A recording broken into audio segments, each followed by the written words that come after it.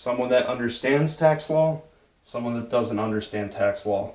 This is how this impacts families. So we have two identical families. They both make $75,000 this year. They have two kids.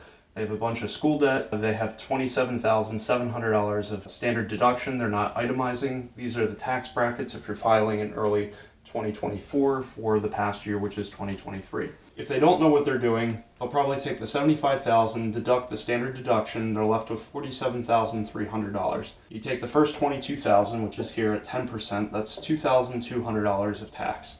You take the next $25,300 at the 12%, and that's basically $3,036. In total, this family will have paid $5,236 in taxes. They either have to pay this at the end of the year, or they would have paid this in their paychecks throughout the years, most likely if it's a W-2 especially.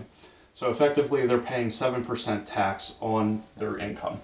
Now, is there a better way to do this? Now, if they knew the tax law, there's a few things here that they want to know. So you have two kids, so 2 times the $2,000 for the child tax credit, of which $1,600 per kid is refundable. That's the ACTC. If you have student loan debt, you can deduct up to $2,500, and that's a 1098E form that gets sent to you. Or if you don't get the 1098 because it's below $600 of interest, just keep your records and maybe you paid $400. Make sure you keep that and deduct that. There's also something called the Earned Income Tax Credit. This is refundable up to a little over $7,000. For this size family, you have to get your adjusted gross income below $59,000 to have an EITC. We're going to say that they make a contribution to a combination of 401ks, IRAs, any of these traditional deductions between the two spouses. We're going to say we have two kids, and you can have up to $3,000 of child and dependent care credits.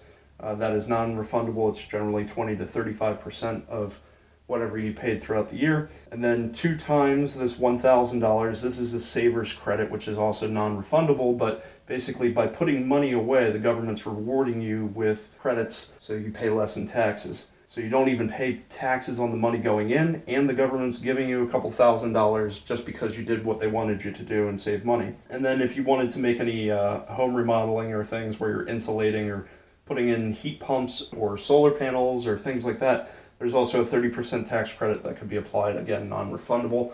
So you want to plan that out throughout the year.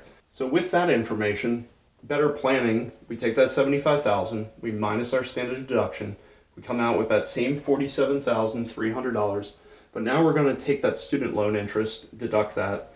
We're going to deduct any contributions that we have to traditional retirement accounts. So now our income is considered adjusted down to $22,300. So we're going to pay that same 10% on the same $22,000, so that's $2,200, 12% on the $300, so that's $36. Our tax before any credits are applied is $2,236. Now you can apply your saver's credit if you want, because you contributed to a retirement account. That's going to bring you down to $236.